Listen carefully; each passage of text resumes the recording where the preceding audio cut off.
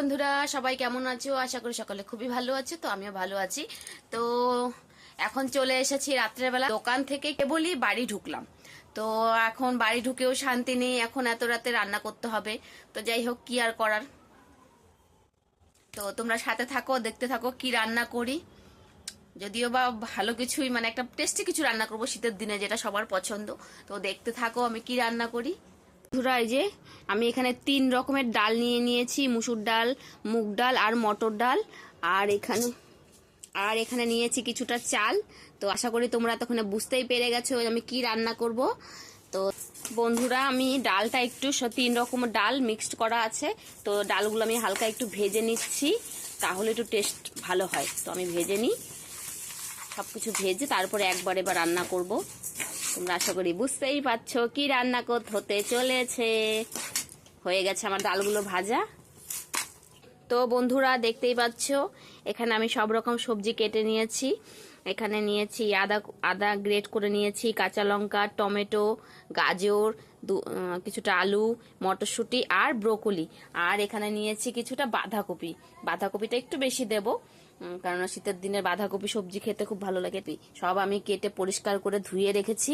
তোমরা কে কে ব্রোকলি দিয়ে খিচুড়ি খেয়েছো অবশ্যই কমেন্ট করে জানাবে।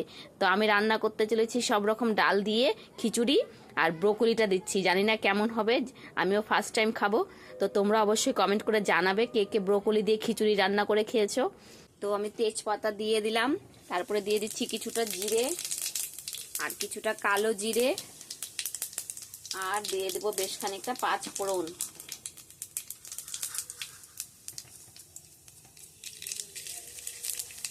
বেশ খানিকটা 5 ফোড়ন দিয়ে দিলাম।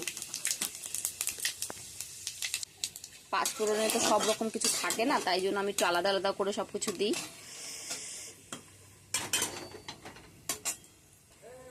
তো আমি আদাটাও দিয়ে দিলাম, আদা গ্রেট করে রাখা আদাটা আর কাঁচা লঙ্কাটাও দিয়ে দিলাম। তারপর আমি একে একে সবজিগুলো দিয়ে দেবো।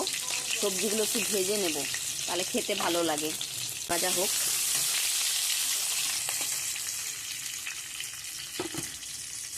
এবার আমি সব রকম সবজিগুলো দিয়ে দেবো। সবজিগুলো দিয়ে সব সবজি একসাথে দিয়ে একটু ভেজে নেব। সব রকম সবজি দিয়ে দেবো আমি। তো চলো আমি ভেজে নিই। তার বন্ধুরা, আমার সবজিগুলো ভাজা হয়ে গেছিলো, আমি চাল ডালগুলো দিয়ে দিয়েছি। তো এখন আমি একে একে একটু মশলাগুলো দিয়ে দিচ্ছি। মশলা সেরকম কিছুই দিব না, হলুদ গুঁড়ো, জিরে গুঁড়ো আর একটু ধনে গুঁড়ো দেবো, ব্যাস আর কিছু দেবো না। শুধু যেহেতু এই যে ধনে গুঁড়ো দিয়ে দিলাম, ব্যাস। আমি বেশি মশলা দেবো না, একদম কম মশলায় করব। তো ভালো করে কষে নিয়ে জল দিয়ে দিব। বাহ, কি সুন্দর গন্ধ বেরোচ্ছে এখনই। তখন একদম ভাজা ভাজা হয়ে যাবে, তখন আমি এখন লবণটা দেব না। লবণটা দিলে এখন লবণটা দিলে কি হবে, সবজি থেকে না জল বেরোবে, তাহলে আমি ভালো করে কষতে পারবো না, মানে ভাজা ভাজা করতে পারবো না। তো জলটা আমি যখন সবজি খিচুড়িতে জল দিয়ে দেব, তখন লবণটা আমি দেব। তো ঠিক আছে, আমি একটু ভালো করে কষে নিই। তো বন্ধুরা, দেখতেই পাচ্ছ ভাজা ভাজা হয়ে গেছে সবজিগুলো, চাল ডাল সব সবজি একসাথে খুব সুন্দর ঝরঝরে হয়ে গেছে। তো আমি এখন জল দিয়ে দেব। তো দেখতেই পাচ্ছ, জল দিয়ে তারপর নুন দিয়ে দেব। তো ঠিক আছে, জল দিয়ে দিই। জলটা আন্দাজ মতো দিব, যদি সেই বুঝেই দিব। রেডি করে ফেলেছি যে বকফুলের পকোড়া হবে, বেসনটাও রেডি করে ফেলেছি। আর বকফুলগুলো বেছে ধুয়ে নিয়েছি, পরিষ্কার পরিচ্ছন্ন করে রেখেছি। তো এখানে এখন পকোড়া ভাজবো, আর সাথে হবে গরম গরম খিচুড়ি। দেখি আজকে খিচুড়ি কি অবস্থা বলে। তো এই যে আমার খিচুড়ি কথা বলছে, এখনো অনেকটা টাইম বাকি।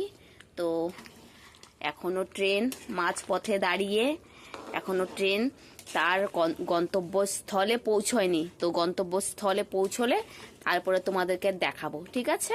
তো দেখি, তো চলো এদিকে এটা হোক, আর এদিকে আমি ছোট কড়াইটা বসিয়ে দিয়েছি। ছোট কড়াইটা এখন পকোড়া রেডি করব। তো ঠিক আছে,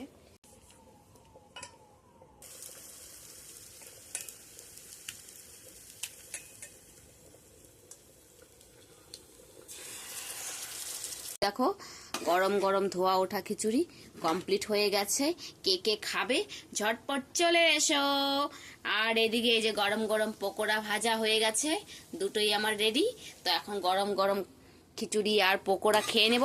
তো ঠিক আছে, আমরা খাই, তোমরা দেখো। টাটা, সবাই ভালো থেকো, সুস্থ থেকো। আর আমার ভিডিওটা কেমন হয়েছে অবশ্যই কমেন্ট করে জানাবে।